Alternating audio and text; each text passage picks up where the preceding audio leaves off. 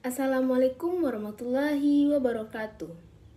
Perkenalkan, nama saya Tuti Muslimah dengan NIM 211061201105 dari kelas Manajemen 2 Angkatan 2021. Prodi Manajemen Fakultas Ekonomi Universitas Sumatera Barat. Maksud dan tujuan saya untuk membuat video ini adalah membuat video rangkuman dari bab 1 sampai dengan bab 14 yang telah diberikan oleh Bapak Muhammad Hendra SEMM selaku dosen pembimbing mata kuliah Hukum dalam Bisnis di Universitas Sumatera Barat. Sebelum kita masuk ke pembahasan materi, jangan lupa like, subscribe channel ini ya guys, karena subscribe itu gratis. Thank you. Let's begin. Bab 1. Pengertian hukum, tujuan dan sumber hukum, kodifikasi, norma, dan hukum ekonomi dalam kehidupan sehari-hari. Sebelum kita masuk ke dalam materi hukum, kita harus mengetahui apa itu pengertian hukum. Hukum adalah undang-undang yang dibuat dan ditegakkan melalui lembaga sosial atau pemerintah untuk mengatur perilaku masyarakat. Tujuan hukum dan sumber-sumber hukum. Tujuan hukum. Yang 1, kaidah hukum memiliki tujuan untuk melindungi kepentingan manusia dari bahaya yang mengancam. Sumber-sumber hukum. Umumnya sumber hukum terbagi menjadi 2, yaitu sumber hukum material dan sumber hukum formil. Kodifikasi hukum. Kodifikasi hukum adalah pembukuan atau jenis-jenis hukum tertentu dalam kitab undang-undang secara sistematis dan lengkap.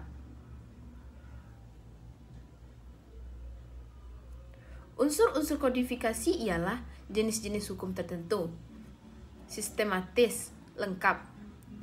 Tujuan kodifikasi hukum tertulis ialah untuk memperoleh kepastian hukum, penyederhanaan hukum, dan kesatuan hukum. Kaidah atau norma hukum. Beberapa ahli hukum menganggap kata norma sinonim dengan kata kaidah. Pengertian ekonomi dan hukum ekonomi. Pengertian ekonomi ialah ekonomi berasal dari bahasa Yunani, yaitu dari kata oikos atau oiku yang berarti rumah tangga atau keluarga. Bab 2. Subjek dan objek hukum, serta hak kebendaan yang bersifat sebagai pelunasan hutang. Apa itu subjek hukum? Pengertian subjek hukum atau Rechtssubjekt adalah sesuatu yang menurut hukum berhak atau berwenang untuk melakukan perbuatan hukum atau segala sesuatu yang dapat menyandang hak dan kewajiban menurut hukum. Nah, apa sih jenis-jenis subjek hukum? Jenis-jenis subjek hukum terbagi atas 2, yaitu subjek hukum manusia atau orang. Yang kedua, subjek hukum badan hukum atau right person. Subjek hukum manusia atau orang. Golongan manusia yang tidak dapat menjadi subjek hukum yaitu anak yang masih di bawah umur, belum dewasa dan belum menikah. Orang yang berada dalam pengampunan yaitu orang yang sedang sakit ingatan, mabuk, dan pemboros. Apa saja macam-macam badan hukum? Macam-macam badan hukum. Yang pertama itu ada badan hukum privat. Yang kedua, badan hukum publik atau public rights person.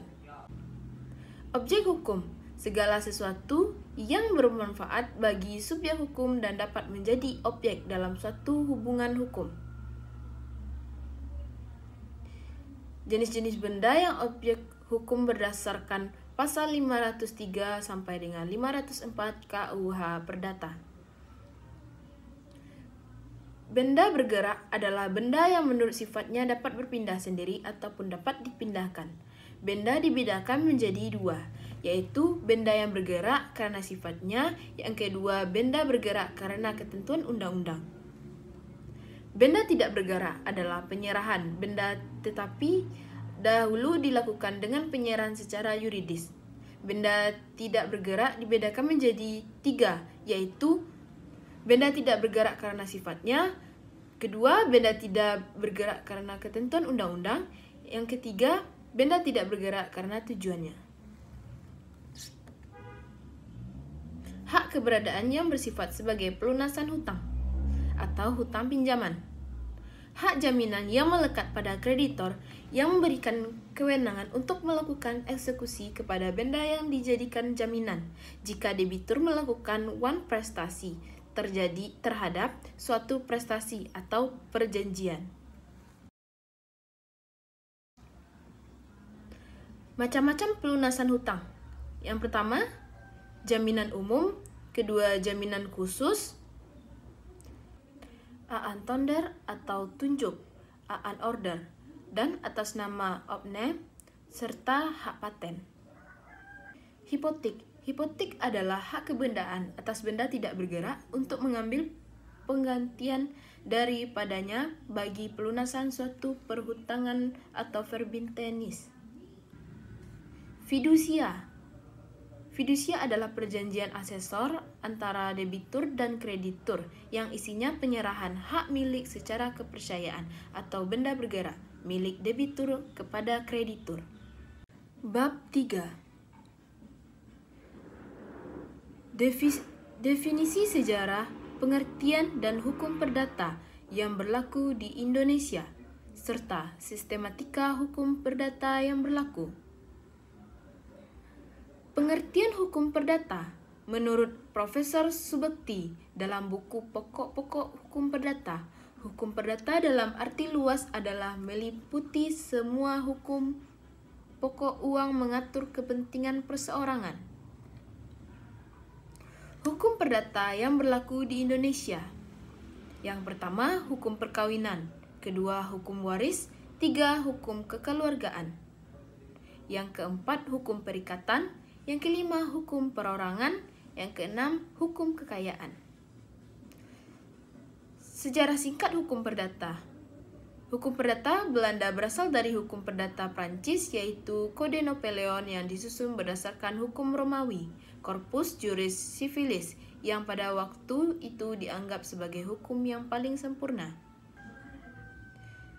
Keadaan hukum di Indonesia. Pada dasarnya, Indonesia tidak bisa lepas dari hukum. Kata hukum di sini seperti hal yang sudah tidak ada nilainya untuk rakyat menengah ke bawah. Perdata di Indonesia, yang pertama hukum perorangan atau personerage. Yang kedua, hukum keluarga atau familiarage. Yang ketiga, hukum harta kekayaan atau vermogerage. Yang keempat, hukum waris average. Bab 4. Pengertian dasar hukum dan azas-azas perikatan serta prestasi dan hapusnya perikatan. Sebelum kita mengetahui azas-azas perikatan dan prestasi dan penghapusan perikatan, kita harus mengetahui apa yang disebut dengan hukum perikatan. Perikatan adalah suatu hubungan hukum dalam lapangan harta kekayaan antara dua orang atau lebih, di mana pihak yang satu berhak atas sesuatu dan pihak lain berkewajiban atas sesuatu. Pembedaan perikatan. Yang pertama, obligatio, civilis atau perikatan perdata. Yang kedua, inspanning, verbintenis. Yang ketiga, perikatan prinsipal atau perikatan pokok.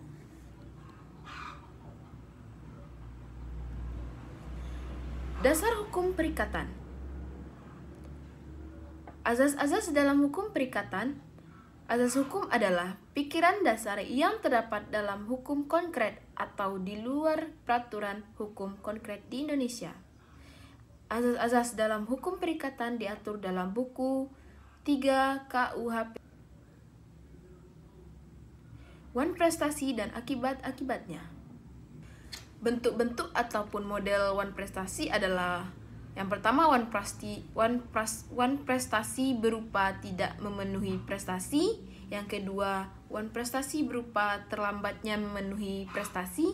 Yang ketiga, wan prestasi berupa tidak sempurna memenuhi prestasi. Adapun bentuk dari wan prestasi bisa berupa 4 kategori, yakni yang pertama, tidak melakukan apa yang disanggupi akan dilakukannya. 2. Melaksanakan apa yang dijanjikannya tetapi tidak sebagaimana yang dijanjikan. 3. Melakukan apa yang dijanjikan tetapi terlambat.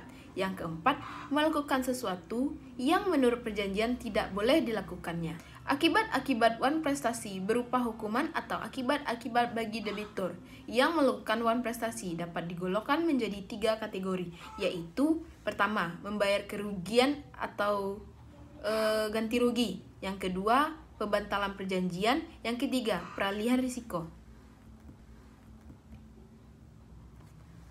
Hapusnya perikatan.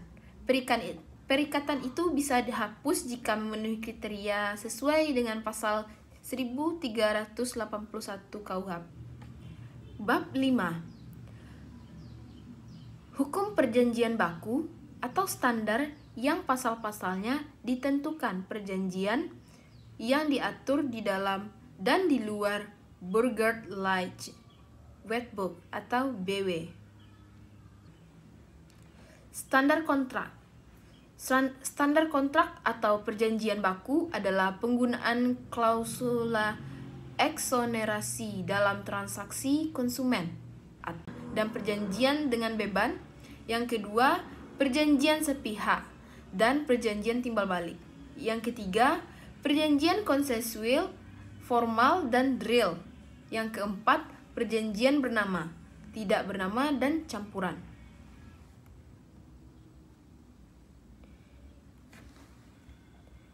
Syarat sahnya perjanjian ini ada 4, yaitu yang pertama, sepakat mereka yang mengikat dirinya. Yang kedua, kecakapan untuk membuat suatu perikatan. Yang ketiga, suatu hal tertentu. Yang keempat, suatu sebab yang halal. Saat lahirnya perjanjian, beberapa teori bisa digunakan untuk menentukan saat lahirnya kontrak, yaitu yang pertama, teori pernyataan atau Uitings teori. Yang kedua, teori pengiriman atau Verzending teori. Yang ketiga, teori pengetahuan, Vermenigte teori. Yang keempat, teori penerimaan atau Ontvang teori. Pembatalan dan pelaksanaan perjanjian. Pembatalan perjanjian. Suatu perjanjian dapat dibatalkan oleh salah satu pihak yang membuat perjanjian ataupun batal demi hukum. Yang kedua, pelaksanaan perjanjian. Itikat baik dalam pasal 1338 ayat 3 KUHP Perdata merupakan ukuran objek untuk menilai pelaksanaan perjanjian.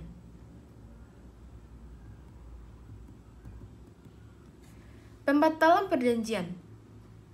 Perjanjian yang dibatalkan oleh salah satu pihak biasanya terjadi karena adanya suatu pelanggaran. Yang kedua, pihak pertama melihat adanya kemungkinan pihak kedua mengalami kebangkrutan. Yang ketiga, terkait resolusi atau perintah pengadilan. Yang keempat, terlibat hukum. Yang kelima, tidak lagi menjadi lisensi, kecakapan, atau wewenang dalam melaksanakan perjanjian. Pelaksanaan perjanjian. Itikat baik dalam pasal 1338 ayat 3 KUHP Perdata merupakan ukuran objek untuk menilai pelaksanaan perjanjian. Artinya, pelaksanaan perjanjian harus mengindahkan norma-norma kepatutan dan kesusilaan. Salah satunya untuk memperoleh hak milik ialah jual beli. Pelaksanaan perjanjian ialah pemenuhan hak dan kewajiban yang telah diperjanjikan oleh pihak-pihak supaya perjanjian itu mencapai tujuannya. Bab 6. Hubungan hukum perdata dengan hukum dagang, berlakunya hukum dagang, hubungan pengusaha dan pembantunya, pengusaha dan kewajibannya.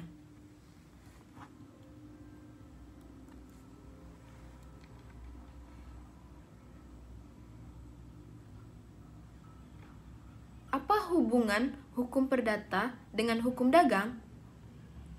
Hukum dagang adalah aturan-aturan hukum yang mengatur hubungan orang yang satu dan lainnya dalam bidang perniagaan, sedangkan hukum perdata dapat diartikan sebagai rangkaian peraturan-peraturan hukum yang mengatur hubungan antar orang yang satu dengan yang lain dengan menitik beratkan kepada kepentingan perseorangan.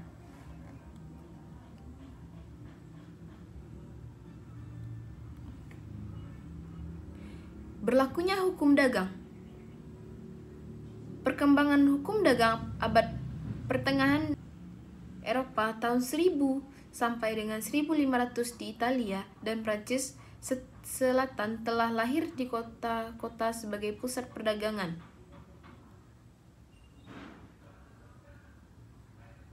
Hubungan pengusaha dan pembantunya. Pengusaha adalah seseorang yang melakukan atau menyuruh melakukan perusahaannya. Pembantu dalam perusahaan dibagi menjadi dua fungsi. Yang pertama, membantu dalam perusahaan seperti pelayanan toko, pekerja keliling, pengurus filial, pemegang prokurasi, pimpinan perusahaan. Yang kedua, membantu di luar perusahaan seperti agen perusahaan, perusahaan perbankan, pengacara, notaris, makelar. Pengusaha dan kewajibannya. Ada dua macam kewajiban yang harus dilakukan oleh perusahaan atau pengusaha, yaitu yang pertama, membuat pembukuan. Yang kedua, mendaftarkan perusahaannya. Bab 7.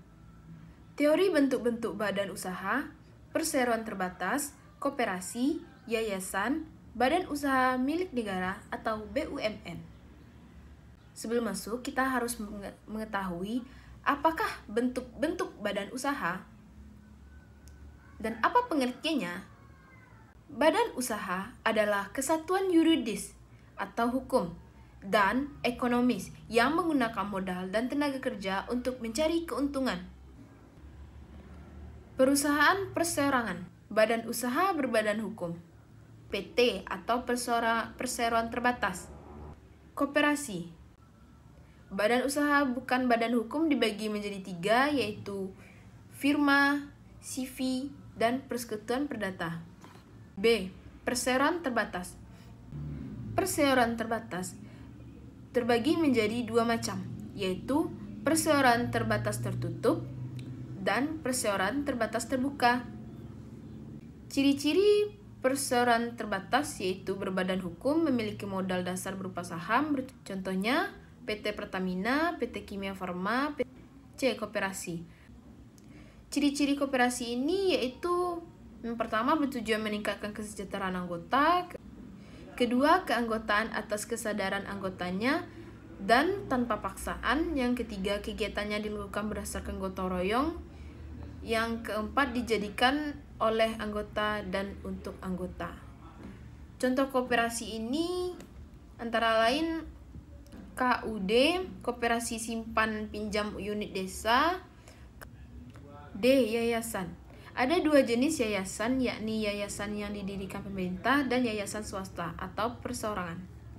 Ciri-ciri dari yayasan yaitu yang pertama, eksistensi yayasan sebagai entitas hukum di Indonesia. Yang kedua, pengakuan yayasan sebagai badan hukum, belum ada dasar yuridis yang tegas. Contoh yayasan ini antara lain Yayasan An-Nawai, Yayasan Fatma Alim. E. Badan usaha milik negara atau BUMN. Badan usaha milik negara atau BUMN adalah badan usaha yang sebagian atau keseluruhan kepemilikan asetnya itu dikuasai oleh negara.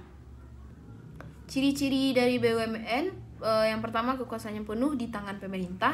Yang kedua, sumber pemasukan negara. Bab 8. Dasar hukum tentang ketentuan wajib daftar, tujuan dan sifat wajib daftar perusahaan serta kewajiban, cara dan tempat serta waktu pendaftaran, hal-hal yang wajib didaftarkan. Wajib daftar perusahaan. Pengertian dasar perusahaan. Menurut pasal 1 Undang-Undang Nomor 3 Tahun 1982 Dasar hukum wajib perusahaan diatur pada Undang-Undang Nomor 3 Tahun 1982. Tujuan dan sifat wajib daftar perusahaan. Tujuan daftar perusahaan diatur pada pasal 2 UU WDP dan sifat daftar perusahaan diatur pada pasal 3 UU WDP. Kewajiban daftar perusahaan yang pertama berkedudukan di wilayah NKRI, yang kedua pendaftaran dilakukan oleh pemilik atau pengurus perusahaan, yang ketiga salah satu dari perusahaan harus memenuhi kewajiban. Cara dan tepat waktu pendaftaran menurut Undang-Undang Nomor 3 Tahun 1982 Bab 4 Pasal 9 yaitu mengisi formulir dan penyerahan formulir. Hal-hal yang wajib didaftarkan terletak pada Undang-Undang Nomor 3 Tahun 1982 Pasal 11, Undang-Undang Nomor 3 Tahun 1982 Pasal 12, Undang-Undang Nomor 3 Tahun 1982 Pasal 13, Undang-Undang Nomor 3 Tahun 1982 Pasal 14, Undang-Undang Nomor 3 Tahun 1982 Pasal 15, Undang-Undang Nomor 3 Tahun 1982 Pasal 16. Bab 9. Pengertian haki, prinsip-prinsip hak kekayaan intelektual, klasifikasi hak kekayaan intelektual, dasar hukum hak kekayaan intelektual. Sebelum kita masuk dari materi ini, kita harus mengerti dan paham apa itu haki. Haki adalah suatu kepanjangan dari hak kekayaan intelektual. Prinsip-prinsip hak kekayaan intelektual. Yang pertama, prinsip ekonomi. Yang kedua, prinsip keadilan. Ketiga, prinsip kebudayaan. Yang keempat, prinsip sosial. Klasifikasi hak kekayaan intelektual. Secara umum, haki terbagi dalam 3 kategori. Yang pertama, hak cipta. Yang kedua, hak kekayaan industri. Yang ketiga, hak paten. Hak merek memiliki beberapa istilah antara lain merek dagang, yang kedua merek jasa, yang ketiga merek kolektif. D. Dasar hukum hak kekayaan intelektual. Dasar hukum mengenai hak kekayaan intelektual cakupannya cukup luas. Bab 10. Prosedur permohonan hak cipta, paten, merek, desain industri, dan rahasia dagang Ditjen Hak. Apakah yang dimaksud dengan hak cipta? Hak cipta ini sifat perlindungannya otomatis atas karya cipta di bidang seni, sastra, dan ilmu pengetahuan. Hak yang dimiliki oleh pencipta atau pemegang hak cipta ada 2, yaitu yang pertama economic right, adalah hak untuk mendapatkan manfaat ekonomi. Yang kedua, moral right, atau hak yang melekat pada pencipta atau pelaku dan bersifat tidak terhapuskan. Contoh ciptaan yang dilindungi, yang contoh biasanya seperti seni batik, buku, novel, lagu, dan lain-lain. Paten. Paten adalah suatu invensi yang merupakan kegiatan pemecahan.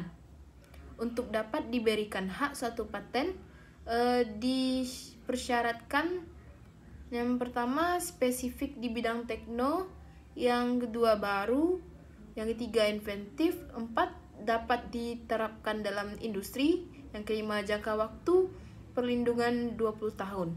Untuk paten sederhana selama 10 tahun. Yang keenam, sistem perlindungannya konstitutif. Merek.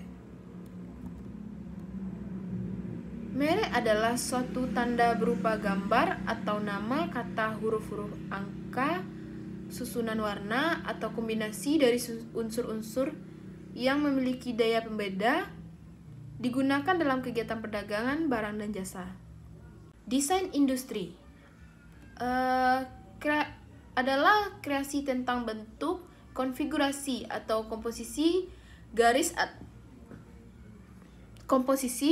atau warna atau garis dan warna. Rahasia dagang. Rahasia dagang adalah informasi yang tidak diketahui oleh umum di bidang tekno atau bisnis, mempunyai nilai ekonomi karena berguna dalam kegiatan usaha. Dijaga kerahasiaannya oleh pemilik rahasia dagang. Lingkup perlindungannya meliputi metode produksi, metode pengolahan, metode penjualan atau informasi lain di bidang teknologi atau bisnis yang memiliki nilai ekonomi. Bab 11. Hak dan kewajiban dari konsumen dan pelaku usaha, serta perbuatan apa saja yang dilarang oleh pelaku usaha terhadap konsumennya dalam kegiatan ekonomi sehari-hari. Apakah pengertian dari konsumen? Konsumen adalah setiap orang pemakai barang atau jasa yang tersedia dalam masyarakat, baik bagi kepentingan diri sendiri maupun orang lain, dan tidak untuk diperdagangkan. Asas perlindungan konsumen menurut pasal 1 ayat 1 Undang-Undang Nomor 8 Tahun 1999 tentang perlindungan konsumen. Dalam perlindungan konsumen berlaku azas, yaitu azas manfaat, keadilan, keseimbangan, keamanan, dan keselamatan konsumen. Tujuan perlindungan konsumen terdapat pada pasal 3 Undang-Undang Nomor 8 Tahun 1999 tentang perlindungan konsumen. Kewajiban konsumen diatur pada pasal 5 Undang-Undang Nomor 8 Tahun 1999 tentang perlindungan konsumen. Hak dan kewajiban pelaku usaha. Pelaku usaha adalah setiap orang perseorangan atau badan usaha, baik yang berbentuk badan hukum maupun bukan badan hukum, yang didirikan dan berkedudukan atas melakukan kegiatan dalam suatu wilayah hukum negara Republik Indonesia, baik sendiri maupun bersama-sama melalui perjanjian penyelenggaraan kegiatan usaha dalam berbagai bidang ekonomi. Contoh dari haknya, yang pertama yaitu hak untuk menerima pembayaran yang sesuai dengan kesepakatan mengenai kondisi dan nilai tukar barang atau jasa yang diperdagangkan. Kewajibannya yaitu diatur pada pasal 7 Undang-Undang Nomor 8 Tahun 1999 tentang perlindungan konsumen. Perbuatan yang dilarang bagi pelaku usaha diatur pada pasal 8 sampai pasal 17 Undang-Undang Nomor 8 Tahun 1999 tentang perlindungan konsumen. Klausula baku dalam perjanjian. Apakah itu klausula baku? Klausula baku adalah setiap aturan atau ketentuan dan syarat-syarat yang telah disiapkan dan ditetapkan terlebih dahulu secara sepihak oleh pelaku usaha yang dituangkan dalam suatu dokumen atau perjanjian yang mengikat dan wajib dipenuhi oleh konsumen. Tanggung jawab pelaku usaha. Tanggung jawab pelaku usaha adalah wajib memberikan ganti rugi atas kerusakan, pencemaran, atau kerugian konsumen akibat mengkonsumsi barang atau jasa yang dihasilkan atau diperdagangkan. Jika ada tanggung jawab, maka akan ada sanksi. Sanksi bagi pelaku usaha yang melanggar ketentuan dalam pasal 15 Undang-Undang Perlindungan Konsumen berdasarkan pasal 62 ayat 1 Undang-Undang. Bab 12. Anti monopoli dan persaingan usaha tidak sehat serta kegiatan yang dilarang dan perjanjian yang dilarang. Menurut Undang-Undang Nomor 5 Tahun 1999 menyebutkan pengertian monopoli yaitu suatu bentuk penguasaan atas produksi, pemasaran barang, penggunaan jasa tertentu oleh satu pelaku atau satu kelompok pelaku usaha. Azas dan tujuan anti monopoli dan persaingan usaha tidak sehat. Azas anti monopoli yang berazaskan demokrasi ekonomi dengan memperhatikan keseimbangan antara kepentingan pelaku usaha dan kepentingan umum mempunyai peranan yang sangat penting dalam mewujudkan iklim usaha yang sehat di Indonesia. Tujuan dari azas ini adalah menjaga kepentingan umum dan meningkatkan efisiensi ekonomi nasional. Yang kedua, mewujudkan iklim usaha yang kondusif. Yang ketiga, mencegah praktik monopoli atau persaingan usaha yang tidak sehat. Yang keempat, terciptanya efektivitas dan efisien dalam kegiatan usaha.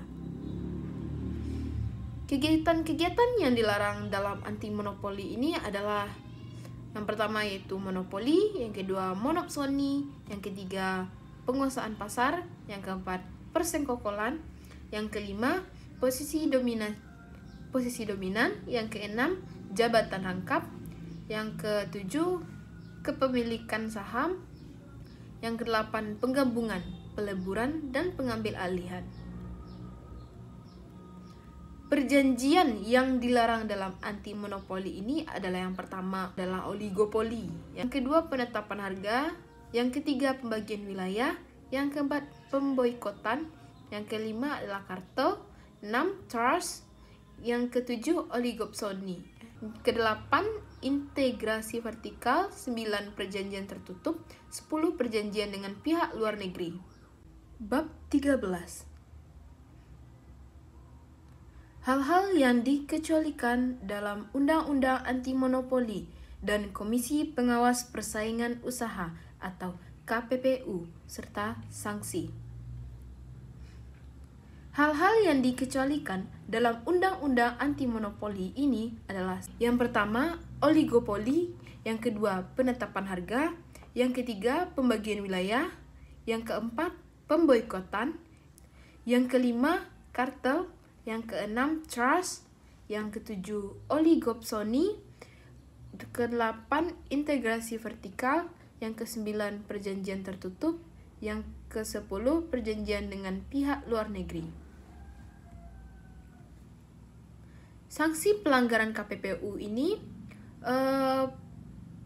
dicantumkan pada pasal 41, diancam pidana denda paling banyak 5 miliar rupiah atau pidana kurung paling lama 1 tahun sebagai pengganti pidana denda. Bab 14. Pengertian sengketa dan kemungkinan sengketa yang mungkin timbul dalam bidang ekonomi disertai cara penyelesaian sengketa melalui negosiasi, mediasi, arbitrasi, dan ligitasi. Apakah yang dimaksud dengan sengketa? Sengketa dalam bahasa Indonesia adalah pertentangan atau konflik. Lalu bagaimana cara penyelesaian sengketa atau permasalahan ini? Nah, ada 3 penyelesaian sengketa. Yang pertama itu adalah negosiasi, mediasi, yang ketiga arbitrase. Melalui pengadilan atau litigasi, penyelesaian sengketa secara kontroversial dilakukan melalui suatu badan pengadilan. Sudah dilakukan sejak ratusan bahkan ribuan tahun yang lalu. Akan tetapi lama-kelamaan badan pengadilan ini semakin terpasung dalam tembok yuridis yang sukar ditembusi oleh pencari keadilan, khususnya apabila pelaku pencari keadilan adalah pebisnis dengan sengketa menyangkut bisnis, sehingga mulailah dipikirkan suatu alternatif lain untuk menyelesaikan sengketa di luar pengadilan. Lalu bagaimana kelebihan? Apakah ada kelebihan dan kelemahan jika penyelesaian sengketa melalui pengadilan? Kelemahan penyelesaian sengketa melalui pengadilan ialah kurangnya kepastian hukum dan hakim yang awam. Pada dasarnya, hakim harus paham terhadap semua jenis hukum. Perbandingan jika kita memakai perundingan arbitrase dan litigasi bisa kita lihat pada tabel berikut ini.